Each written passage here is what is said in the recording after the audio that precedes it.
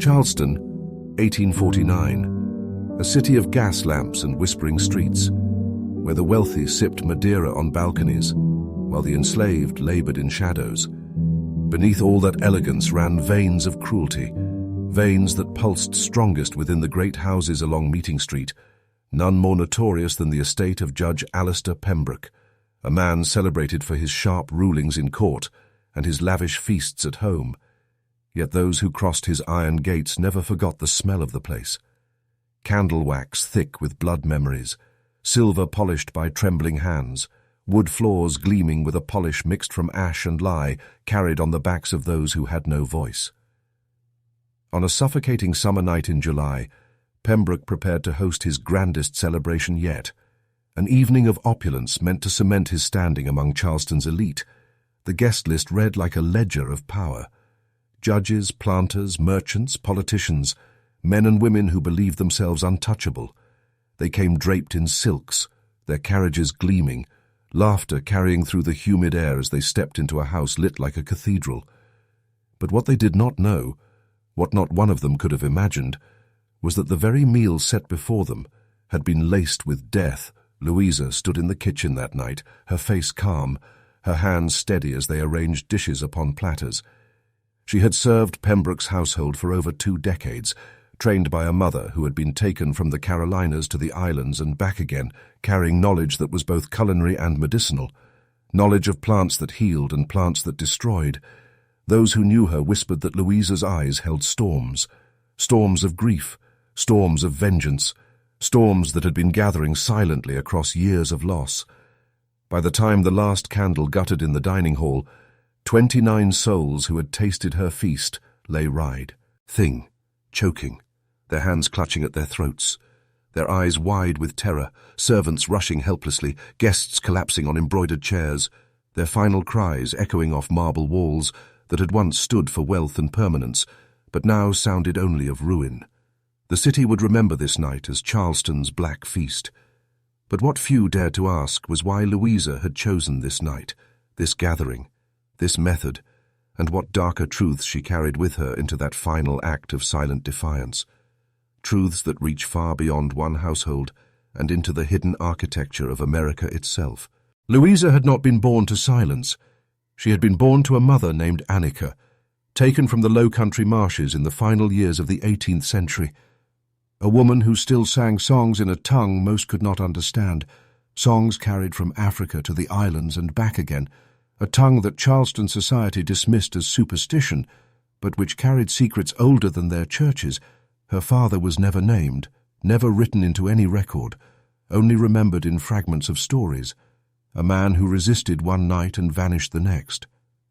From childhood, Louisa had known the peculiar cruelty of Charleston's great houses, where servants lived within the very walls of power yet remained unseen, where a child could scrub crystal goblets that would never touch her lips, where the labor of her hands crafted dishes that won her master praise. Her skill became her chain. Judge Pembroke prized her abilities, calling her his pearl of the kitchen, and yet that pearl was cracked, scarred by the years of serving men who laughed over laws that bound her. Her grief had come not all at once, but in fragments. A sister sold upriver, a brother beaten until his body no longer rose, a son taken by fever because medicine was deemed too costly for a servant's child.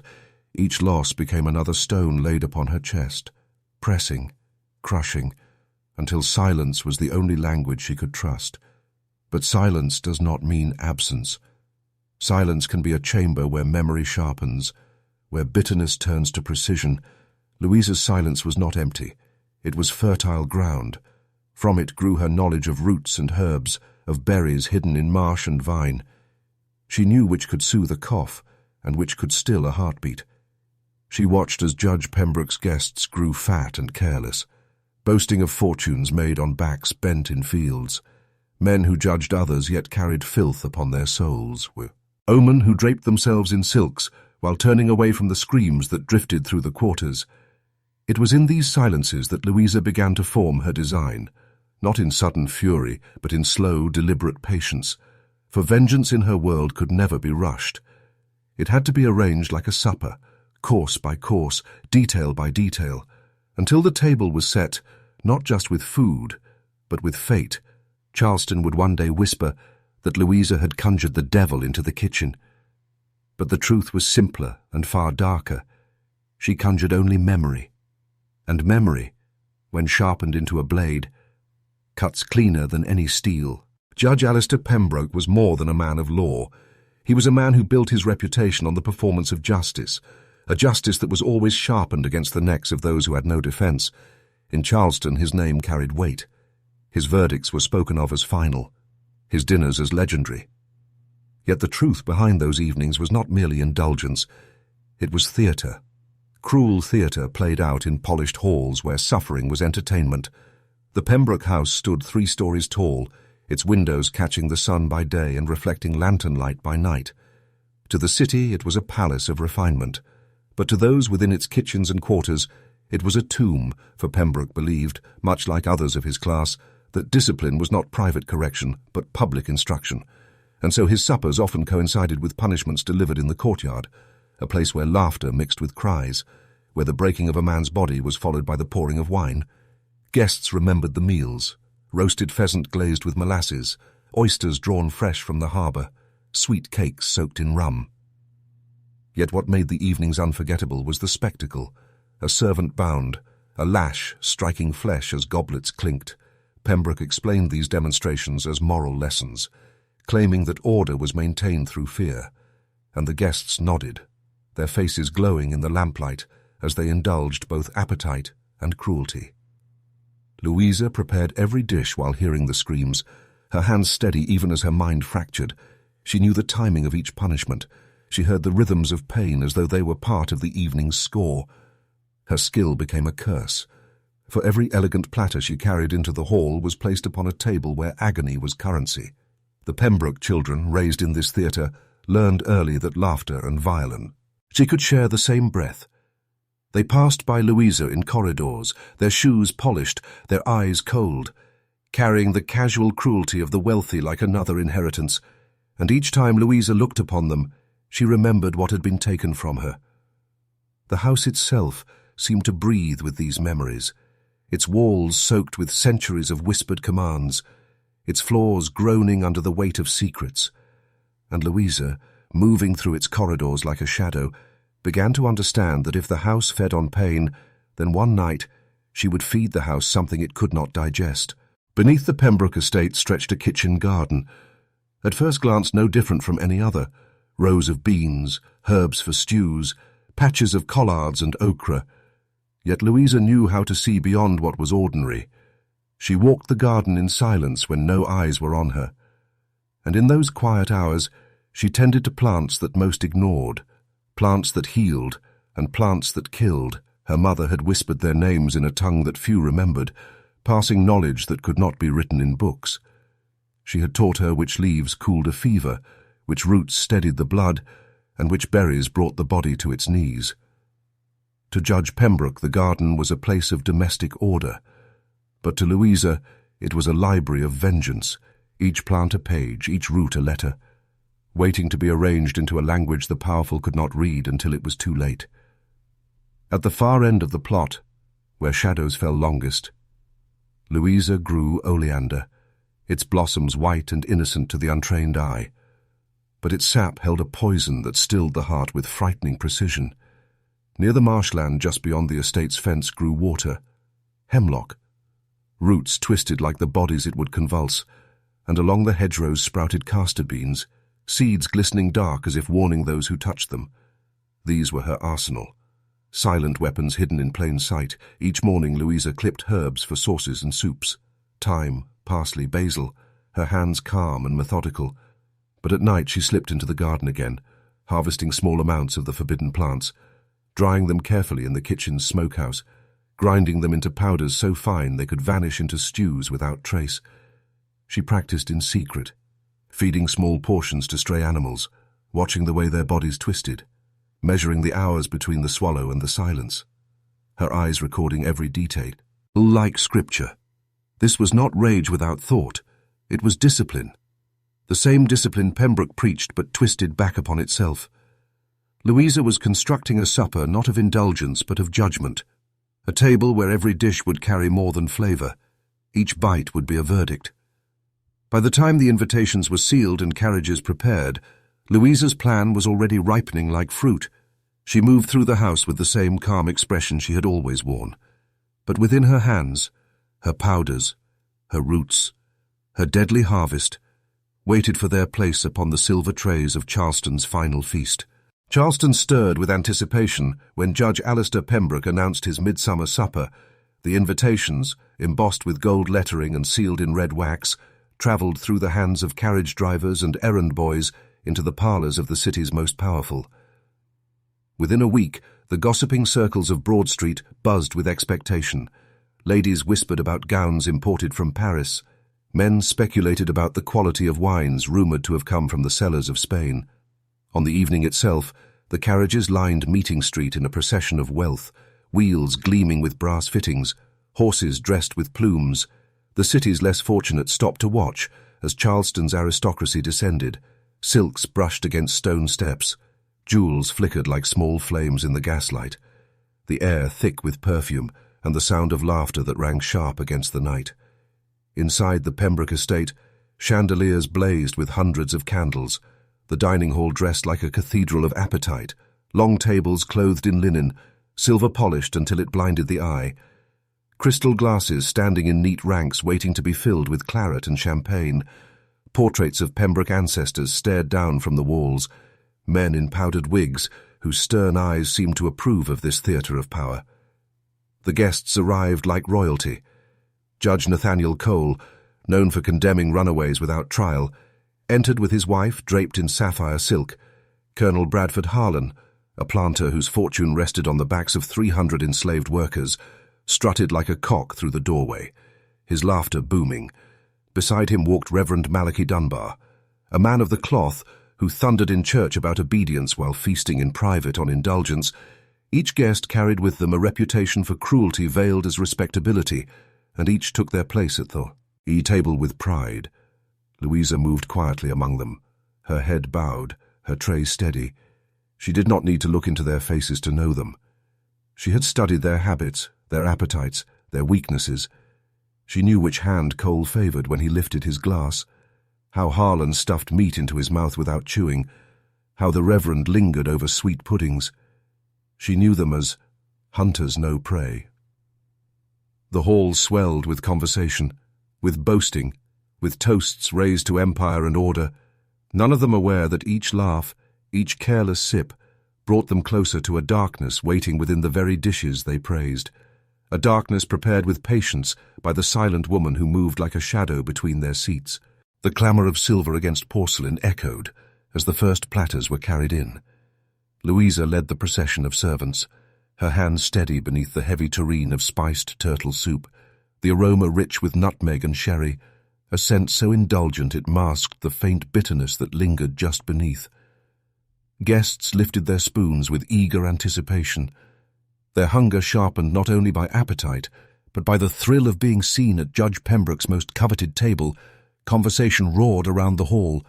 Judge Cole boasted of his latest ruling with a smirk that revealed teeth stained by tobacco. His wife tittered and pressed a jewelled hand to her lips.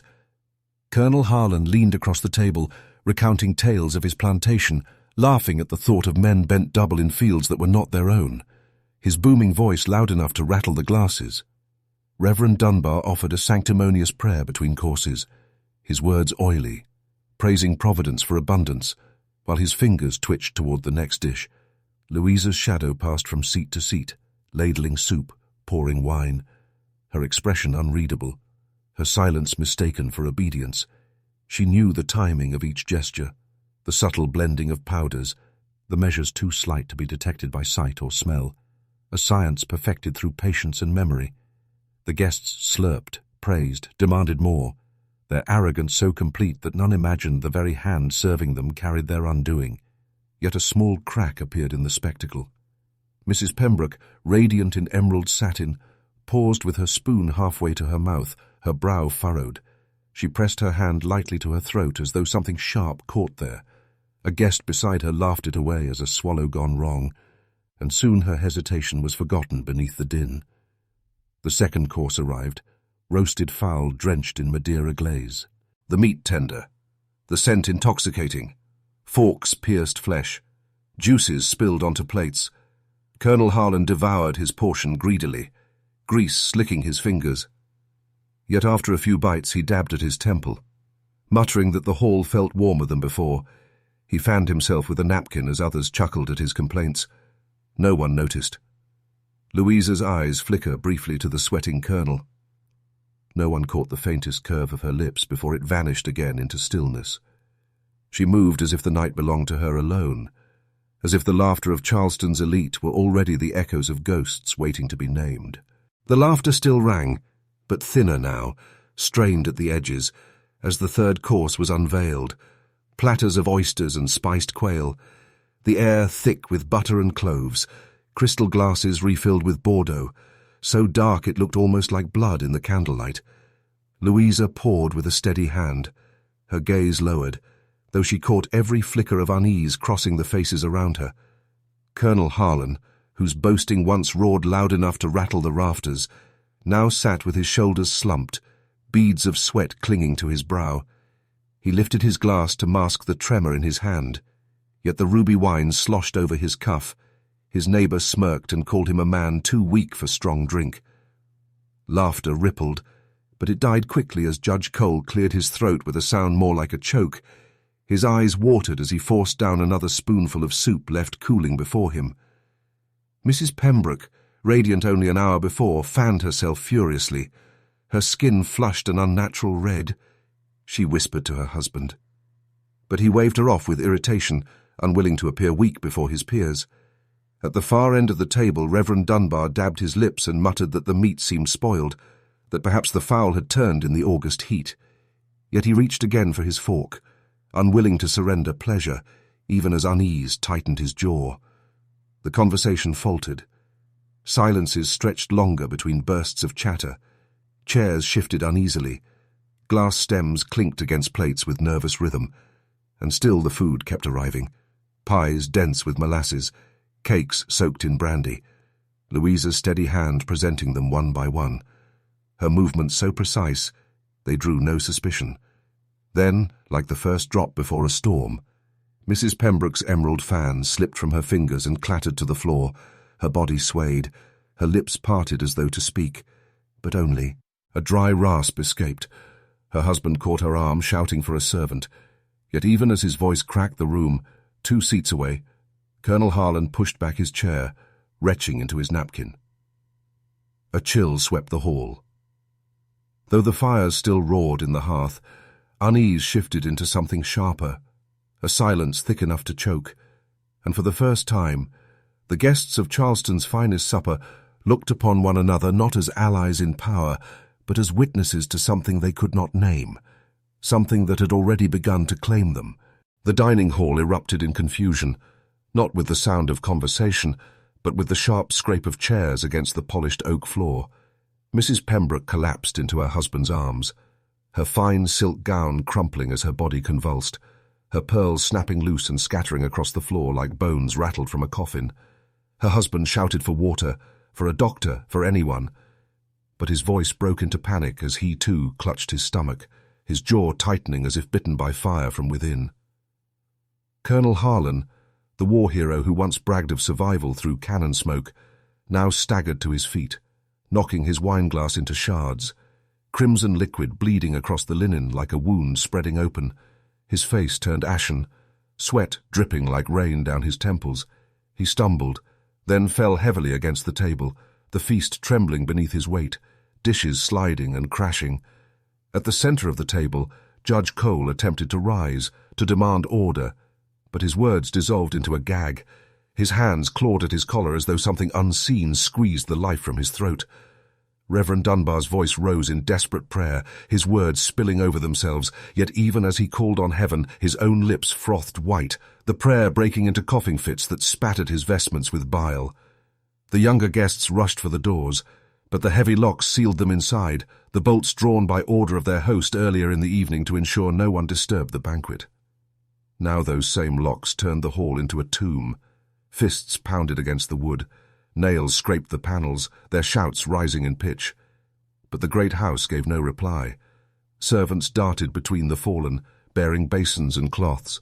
Yet Louisa stood apart, her face still, her eyes calm. She watched as one after another clutched their bellies, retched into their plates, their laughter replaced by shrieks, the smell of wine and roasted meat overtaken by the stench of vomit and fear. She bowed her head slightly, as if in prayer, though no prayer left her lips. By the time the hour's hand crept closer to midnight, 6 bodies already lay sprawled, their limbs twisted, their faces frozen in masks of agony.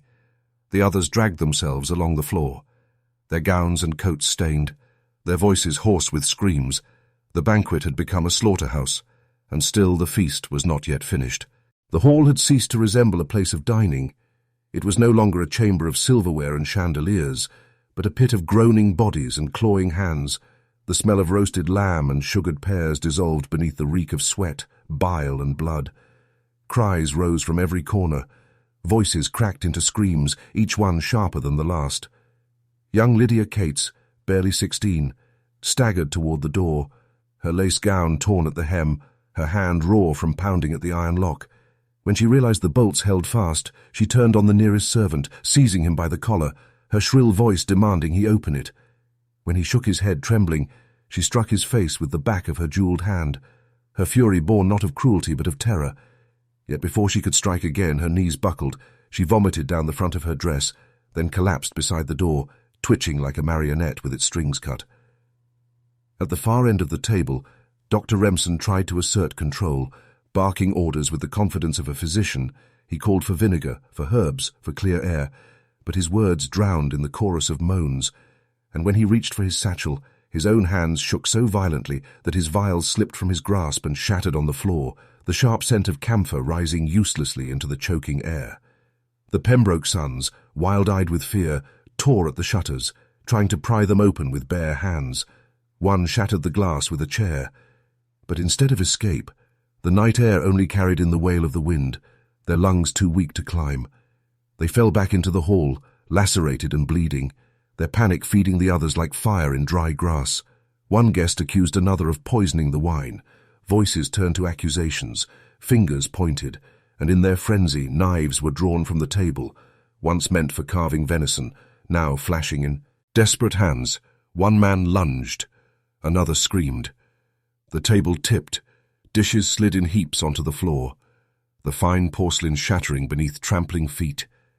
And through it all, Louisa remained still, her dark eyes tracing each collapse, each struggle. She neither fled nor fought. She simply moved with quiet purpose, adjusting a candelabra here, straightening a fallen chair there, as if preparing the hall not for life, but for a reckoning that had only just begun. Amid the frenzy, Louisa's figure remained a silhouette of quiet poise, while others clawed, screamed, and fell into spasms. She did not tremble, her breathing slow, steady, her hands folding neatly before her as though she stood at a sermon rather than a slaughter. Her presence began to unnerve even the dying. A woman writhing on the floor turned her head and fixed her gaze on Louisa, croaking the question that no one dared utter aloud. "What did you do?" The words barely spilling past bloodied lips. But Louisa offered no answer. She only tilted her head with the faintest suggestion of pity, or perhaps contempt, and the woman's body convulsed one last time before going still. Those still conscious began to notice her calm. Whispers crackled between coughing fits, their words halting, broken but urgent. She knows something. She's not touched. She's not touched. Accusations thickened in the smoke of fear. Men who moments earlier had been clawing at doors now stumbled toward Louisa, pointing shaking fingers, demanding explanation, demanding antidote, demanding mercy. She moved among them without flinch, brushing past collapsed bodies, her white apron catching streaks of crimson from those she stepped over, yet never breaking her pace, her voice soft, low, almost drowned in the clamor. But each word seemed to cut through as though the walls themselves carried it. Your hunger brought you here. Your mouths sealed your fate. The feast you begged for is the feast that binds you. Some tried to seize her, their hands clutching at her arms, but weakness overtook them before they could hold her. They slumped at her feet, clutching their throats, coughing dark threads into the rugs. Louisa only leaned down and smoothed their hair back as one might calm a fevered child, her lips whispering prayers too quiet to be heard. The room grew colder, not from the night air that seeped through broken glass, but from the realization that this was no accident, no spoiled meat, no bad wine, but a judgment delivered with deliberate hand. The last threads of denial were severed, and even as death thickened, a silence settled in patches, broken only by the clatter of dishes and the rattling gasps of those still resisting the inevitable.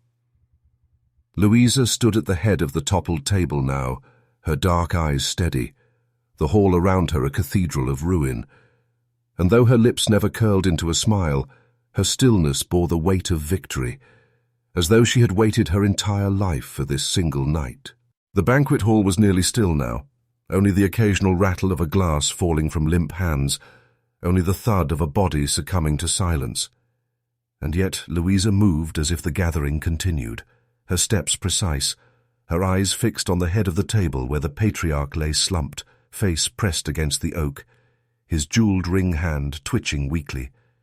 It was to him she first spoke, her words soft, nearly tender, though their meaning sliced sharper than any blade. "Do you remember my mother?" she asked, the syllables gliding into the heavy air. "How she labored for your house until her hands cracked. How she bled so that your family might feast. And how she was sent away without coin, without bread, only with me in her arms." Her voice did not rise, but those still breathing strained to hear, dragging themselves closer. For instinct told them that in these words lay the truth they had feared to name. "She told me you laughed as she begged for her wages," Louisa continued, her eyes unblinking on the patriarch's convulsing frame. "You laughed and said, 'Let her starve. The strong survive, the weak perish.' And she carried that curse to her grave. But curses do not end in graves. No, they pass through the blood.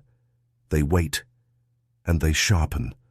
A ripple of horror passed through the few who could still think beyond their agony, their gazes locking on Louisa, now not as servant, but as heir to a debt long denied. Her stillness no longer calm but vengeful, the embodiment of an old reckoning come at last.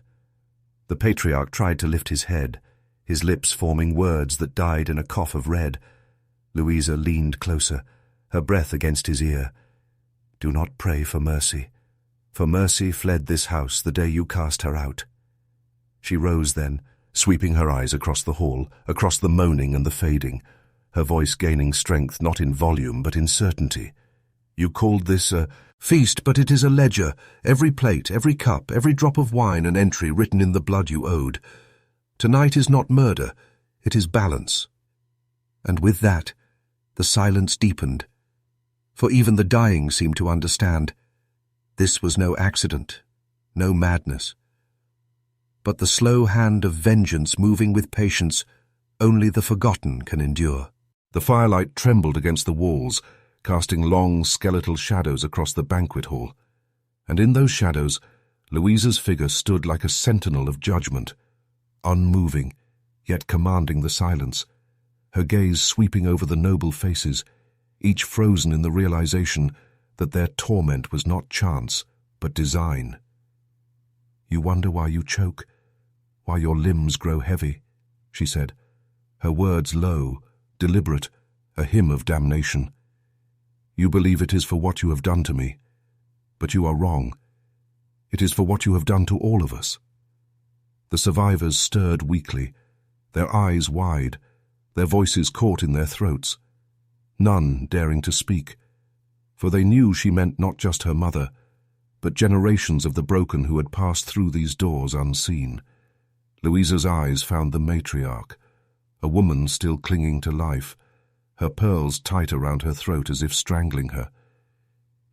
"Do you remember the girls you bought as handmaids, little more than children, Their bodies turned to labor before their voices even deepened. Louisa whispered, "They were not servants. They were offerings, stripped of kin, stripped of name, stripped of God himself." The matriarch shuddered, her lips trembling, but no words came. Louisa turned her gaze then to the eldest son, writhing against his chair, his eyes darting with desperate denial. "And you? Do you remember the hunts, when you would call the stable boys, the kitchen boys, and make sport of them, laughing as they fell beneath the hooves, as if their bones were kindling for your joy?" The hall seemed to contract, the walls pressing in with the weight of her accusations, each word pulling forth a memory the family had buried in silence, now unearthed by the very one they had thought too low to matter. Her voice did not tremble, for vengeance has no need of anger when truth itself is the blade. My mother was not the first, nor the last. You thought we had no memory, but memory survives in whispers, in songs sung beneath the breath, in names carried in secret. And tonight, those names have come to your table. A silence fell then, heavier than before, for it was no longer Louisa's story alone. It was the story of countless nameless souls, and the family realized too late. They were not victims of one woman, but of the weight of all the forgotten dead pressing against their throats. The silence was thick as ash, the noble family gasping for breath while the firelight licked their pale faces. And Louisa stood unmoved, her shadow cast across the banquet table like a veil of judgment, her voice low but clear, carrying the weight of centuries. "You thought their names would vanish, but I have kept them," she whispered, her lips shaping syllables the family had not heard in decades. "Eliza, taken at 12 to scrub your floors until her fingers bled, her body left hollow by your cruelty." The matriarch's hands clawed at the table, her rings scraping the wood, as if the sound of the girl's name burned her ears. Louisa did not pause. "Samuel, a boy of 10, broken in your stables. His spine shattered beneath your games, buried in the earth without a marker, his bones turned to dust beneath your horse's hooves." The eldest son flinched, a strangled sound in his throat. For he had been there, he had laughed. And now the boy's name rang louder in his ears than the beating of his own heart. "Marianne," Louisa said, her voice soft as morning, yet sharp as a blade. "A girl your patriarch called to his chambers, promised her safety, promised her bread, and left her with child. A child who did not live, a child who was mine to remember when you would not." Gasps tore through the hall, the surviving heirs turning to their father, his eyes wide, his lips trembling, as if even now he would deny what the walls themselves had witnessed. Louisa raised her chin, her words relentless, and others, Joseph, Catherine, Elias, Ruth, names you never spoke, lives you consumed, one by one, until the ledger of your sins grew too heavy to remain hidden. Tonight I open that ledger, and every name is carved into your flesh.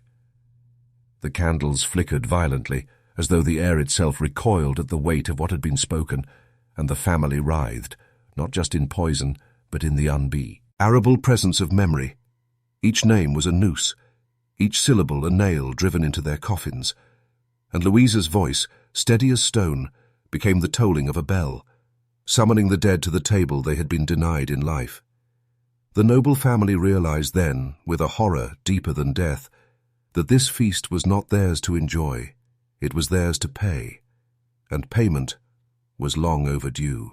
The air grew heavy, as if the room itself were holding its breath. The candle flames bent sideways though no wind touched them, and the noble family felt the walls close in, their grand hall shrinking into a tomb. Louisa's voice hung like smoke, the names she had spoken circling the rafters, and with each syllable the shadows deepened, lengthening, pooling beneath chairs and crawling up the gilded frames of portraits, faces once proud now dripping with shapes that seemed to move of their own will. The matriarch turned her head sharply, certain she saw a hand in the darkness by her shoulder. A small hand, dirt-stained, its nails cracked. Yet when she gasped and blinked, there was nothing but the endless stretch of shadow. Her eldest son slammed his goblet down, his voice breaking. "This is madness, hallucination." But even as he spoke, the shadows behind him twisted, forming the outline of a boy, hunched and broken. His spine crooked, his eyes pale with hunger, the echo of Samuel standing silent at his back. Louisa did not move. She simply watched as their fear fermented, her face calm, her hands clasped before her. "They are listening now," she whispered. "They have always listened, but tonight you finally hear them too." The younger daughter clutched her chest, her body trembling, for the name Marianne had not left her ears, and now she swore she heard a faint sobbing, soft, breathless, just behind her seat, like a child's cry that swelled and then vanished into the dark. The patriarch bellowed for servants, his voice hoarse, commanding, desperate. But the hall was empty. No one dared enter, and no one answered. Only the echoes of his own rage came back to him, warped and hollow. The family realized they were not alone.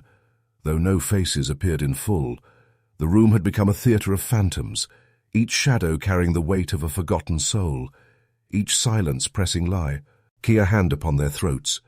And Louisa, her eyes gleaming with the calm of inevitability, raised her voice above the terror. "You feasted on their silence. Now their silence feasts on you." The flames guttered, a sudden dark sweep crossing the hall, and for the first time, every member of that once proud lineage felt it. Not memory, not imagination, but the undeniable presence of those they had buried, sitting once more at their table, waiting to be served. The silence after Louisa's words stretched long and cruel, so heavy it seemed to press into their skulls, until at last it shattered, not by any ghostly whisper, but by the living voice of the youngest son, his cry ragged, his body trembling as though every bone wished to leap from his skin. "It was me!" he screamed, his voice rising above the flickering of the flames, his face contorted in terror. "I buried her. I buried Marianne beneath the orchard and told no one. I swore it was an accident, but it wasn't. It wasn't." The room went still, as though the shadows themselves leaned closer to hear, and the matriarch staggered back, clutching her pearls, her mouth opening in wordless horror, her other children recoiling as though the very sound of his confession could stain them. The patriarch, red-faced and shaking, roared at him, "Silence, boy, silence! You know not what you say." But the boy pressed on, falling to his knees, beating the floor with his fists, sobbing, "She begged me not to, she begged me," and I pressed the earth down on her until she stopped breathing. A cold draught swept through the hall, though no doors had opened. The candles bowed low, and in the corner the youngest daughter gasped, her eyes wide, whispering, "I hear her. I hear Marianne." Her words barely audible yet sharp as glass. Louisa stepped forward slowly, her figure framed in wavering shadow, her voice low but firm. "You thought the earth would hold her secret, but the earth never forgets. It keeps its witnesses closer than any church, any court."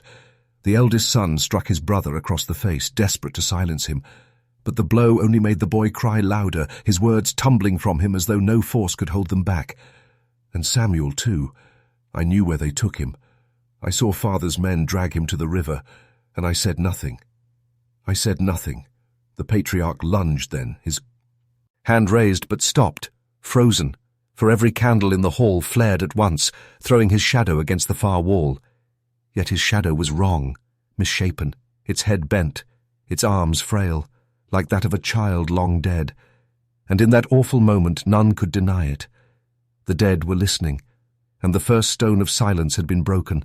The first fracture in the dam of secrets had begun to bleed.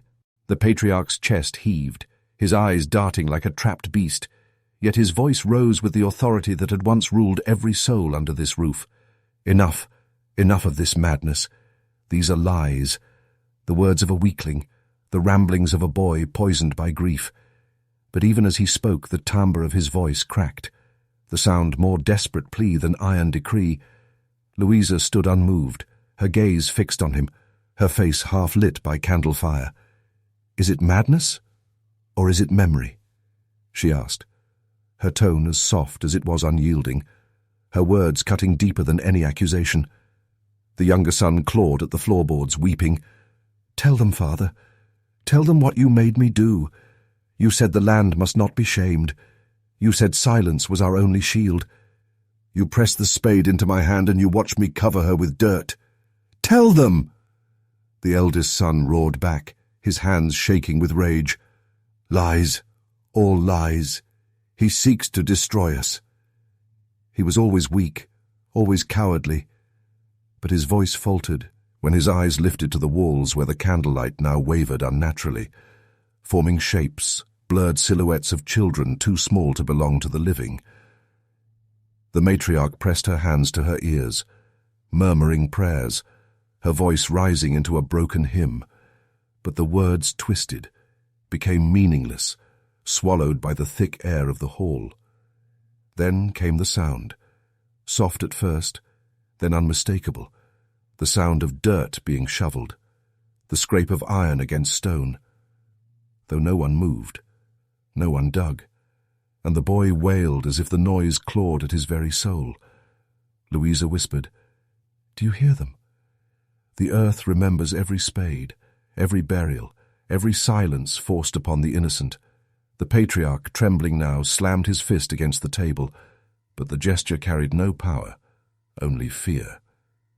His shadow still stretched unnaturally across the wall, and with every flicker of the flame it seemed to shrink him, to hollow him, until he no longer appeared the towering master, but a frail man cornered by his own ghosts. At last he spoke, his voice low, broken, a confession dragged from him against his will. "I did what I must, for the land, for the name, for the blood we carry." The silence that followed was colder than any winter, for all understood then. Their father had bound them not to legacy, but to a graveyard of secrets, and the dead were done with patience. The matriarch's lips trembled as she clutched the rosary in her hands, her knuckles bone white, the beads rattling like chains in a dungeon, her whispered prayers spiraling into incoherent fragments, words of Latin broken and bent into something that did not belong to the church.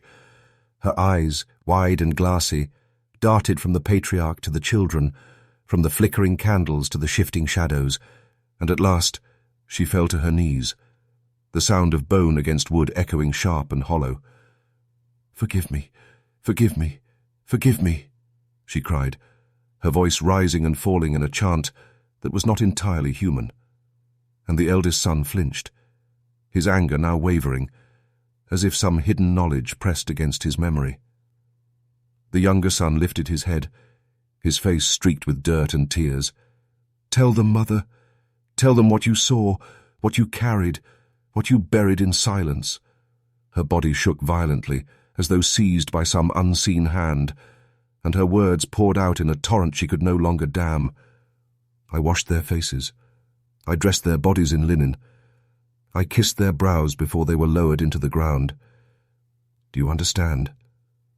I was told it was mercy, that silence was love, that no priest must be summoned, that the soil would keep them safer than God's house ever could." The room grew still, though the air seemed to thicken, pressing down on every chest, every lung, and in that suffocating silence the matriarch screamed, her voice tearing into the rafters. But they never stayed buried. Never, the house remembers, the walls remember. Every night I hear them, small feet on the stairs, small hands on the windows, waiting for me to come, waiting for me to sing them to sleep. But I never do. I never dare. Louisa's eyes brimmed, yet her face held firm, her words sharpened by pity and fury. "You wrapped them in silence, mother, and in doing so you wrapped yourself in chiku." "Eins, this was no mercy. This was bondage." The patriarch staggered, gripping the edge of the table as if to anchor himself, but the wood groaned beneath his weight, and the shadows cast by the candlelight swelled, shapes of children gathering behind the mother, as though her confession had drawn them nearer. And in that moment, It was no longer clear if her tears fell for the lost children or for the damned soul she had become. The room quivered with her confession, the air trembling as though the very walls inhaled and exhaled. The fire in the hearth snapped violently, scattering sparks across the floor. Yet no one dared move to stamp them out, all eyes fixed on the matriarch whose sobs had broken the silence into shards. Then it came, soft, deliberate, unmistakable, the sound of bare feet on the staircase above, slow and measured, not the creak of settling wood, but the tread of something alive, something small, something that should not have been there. Louisa turned her head sharply toward the sound, her breath caught in her throat, while the elder son's face drained of its color, his defiance collapsing into horror, his lips moving soundlessly, as though he recognized the rhythm of those steps. The matriarch froze, her shoulders stiffening, her eyes fixed on the ceiling as tears streamed unchecked. "Do you hear it?" she whispered, her voice trembling. "They always come when I speak of them. They always come to remind me." And then another sound, closer this time, the delicate knock of knuckles against the wooden banister, as if a child too young to speak sought to announce its presence. The patriarch staggered forward, shouting into the air, his voice cracking, "Enough! Show yourselves if you be spirits, tormentors, phantoms of guilt! No more shadows, no more whispers, I command you!" But his command was answered not with words, but with touch. The younger son gasped, jerking upright, his eyes wide as his hand shot out, clutching at his arm. "Cold, father! Cold fingers! Something touched me!" he cried, his voice shaking with terror. And when he pulled up his sleeve, faint marks like smudges of earth clung to his skin, as though a small hand had pressed against him. Louisa stepped forward, her expression both horrified and resolute. "They are not phantoms. They are echoes. Echoes bound to your—" "Silence, drawn to the weight of what you buried," she said, her voice firm, though her body trembled. And then, from the upper floor, came the faint sound of a lullaby, sung in the matriarch's own voice, though her lips had not moved, drifting down the stairwell, sweet and terrible. Carrying with it the scent of damp earth, the matriarch collapsed forward onto the floor, clutching her rosary as if it were a lifeline, wailing, "They are not gone. They are never gone. They will never let us rest." And the shadows on the wall lengthened, stretching into shapes unmistakably childlike, reaching toward the living. The lullaby grew louder, seeping from the cracks in the walls, rising through the floorboards, not as one voice but as many, layered and discordant, a choir of children humming in unison, some high and fragile, some low and guttural, as if the years of silence had reshaped their throats into something unearthly.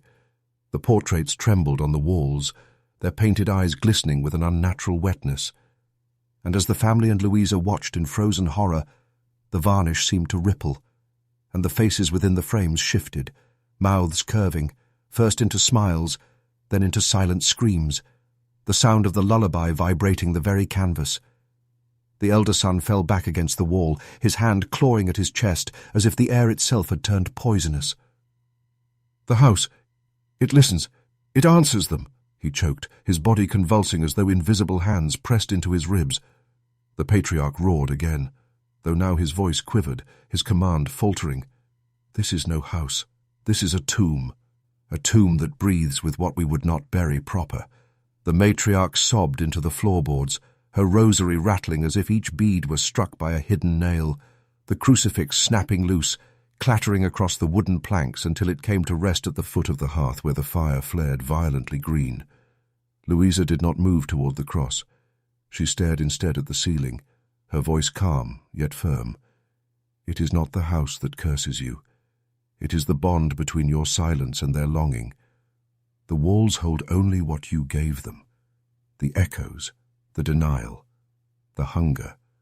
At that, the lullaby fractured into laughter. Dozens of small voices cackling, whispering, some calling out names, some chanting fragments of prayers never finished. The sound circling the room like a storm that had no origin. Then the walls themselves groaned, deep and aching, like ribs expanding under unbearable strain, dust raining from the rafters as if the very structure sought to breathe, to speak, to confess. The younger son clutched his ears, screaming, "They want us to say it! They want us to tell!" The matriarch's sobs grew wilder, her fingernails tearing splinters from the floor as she rasped, "They will not stop. Not until I bring them back to the earth. Not until I give them the names I have hidden." And as she said it, the windows quivered, fogging from within, small handprints appearing on the glass, pressing, smearing, multiplying, until every pane was a canvas of reaching children. The room held its breath, though the house itself seemed to exhale with a moan so deep it rattled the bones of the living.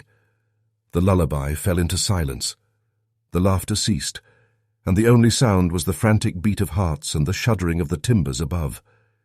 The matriarch rose to her knees, her face pale and streaked with tears, her voice breaking yet fierce. "If it is names you want, then names you shall have," she cried, her hand trembling as though each word weighed the weight of a body.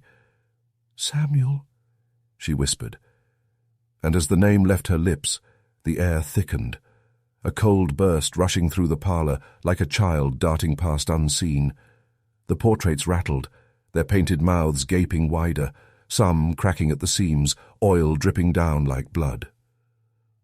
"Eleanor," the matriarch said next, her voice shaking, and with it the fire guttered, shrinking into a blue flame that hissed like a snake. The younger son shrieked, "Stop, mother, stop! You'll break us all!"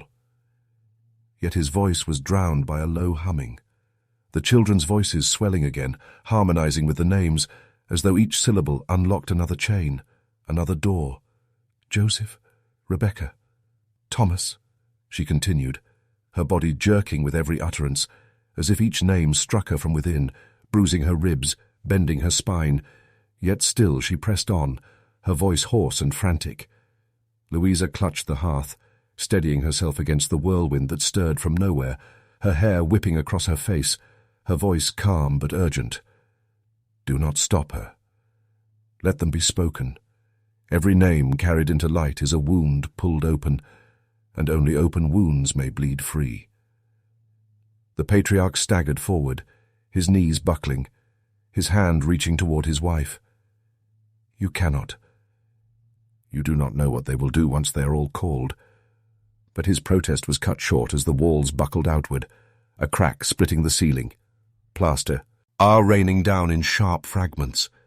Still she named them, each syllable tearing her throat raw, each word answered by the small handprints on the windows, pressing harder, their fingers leaving trails of condensation like veins.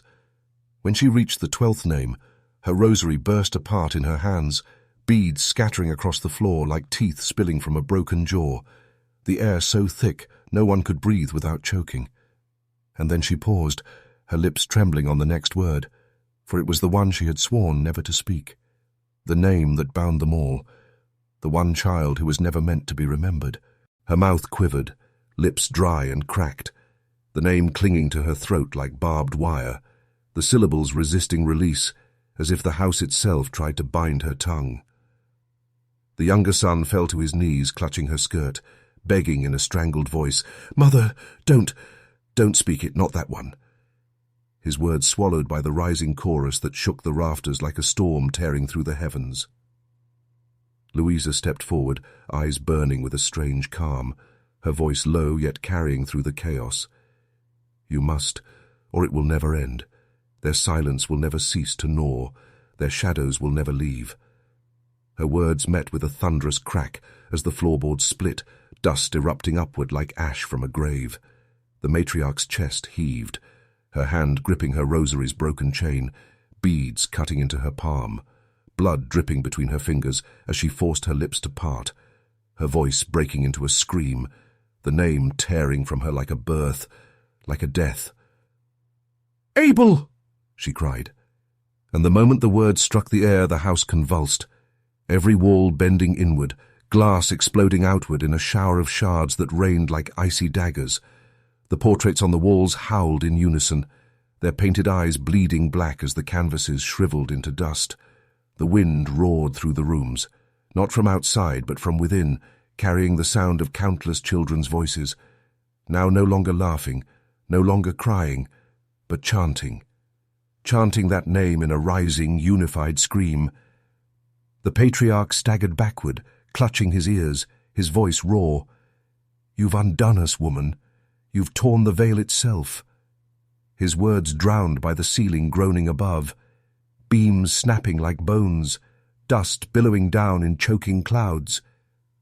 And then came the sound no one could bear, the slow dragging of countless tiny feet across the floorboards, not above, not below, but all around, in the walls, in the air, their weightless tread shaking the marrow of the living. Louisa did not flinch, her eyes fixed on the matriarch. "Now you have called him. Now he will answer." The matriarch collapsed forward, her hands clutching her chest, sobbing. "I never meant for him to be forgotten. But they made me bury his name. They made me erase him." The air turned darker, heavier, the very breath of the room pressing in on their lungs, and then, soft but searing, a single child's voice rose above the others, speaking clearly. "Mother." The room froze, as if the world itself had stopped breathing. The child's voice, thin yet cutting, hung in the air like a blade suspended above them. The word "Mother," echoing not from the rafters nor from the earth, but from the marrow of their bones. The sound so intimate, it felt as though it had been spoken inside their skulls. The matriarch's eyes widened, terror and yearning crashing together in her face, her lips trembling. "Abel," she whispered again, softer this time, as if offering an apology into the void. The very syllables burned her throat, yet filled her with a hollow relief. The shadows stirred, not darting or flickering now, but moving with intention, coalescing into the shape of a child. Thin shoulders, bowed head, arms dangling at the sides, the outline trembling as though stitched together from the forgotten moments of every buried memory. Louisa stepped forward, though her legs trembled. Her breath caught in her throat, for though the figure wavered like smoke, it had weight. It pressed into the floorboards, bending the wood, leaving small indentations like the imprints of a child's bare feet long after death. The patriarch stumbled backward, his face ashen, his voice breaking in rage and denial. He was never meant to be spoken of again. We buried him for a reason. We sealed his name to keep the house standing. His protest was a shriek against inevitability. The child lifted his head, and though the figure's features shifted in and out of shadow, the eyes were unmistakable, pools of dark reflection, wide and endless, mirroring the faces of everyone in the room, forcing them to see themselves through his gaze. The younger son clung to his mother's arm, weeping, whispering, "He's real. He's here," as if the words themselves could undo the years of silence that had smothered the truth. The matriarch reached forward with trembling hands, her voice breaking. "My son, my lost son. They made me pretend you never lived. They made me turn away." But the figure did not move closer. It only stood, and the voices returned, not weeping, not chanting, but whispering now, countless whispers threading together into one suffocating truth. Louisa whispered into the storm, "He was not the first, and he will not be the last, but he is the one who remembers." The house groaned again, not in collapse this time, but in awakening, as if something long imprisoned had finally stretched its limbs in the marrow of the walls. And Abel's voice rose once more, clear and cold. "Now you will all remember me."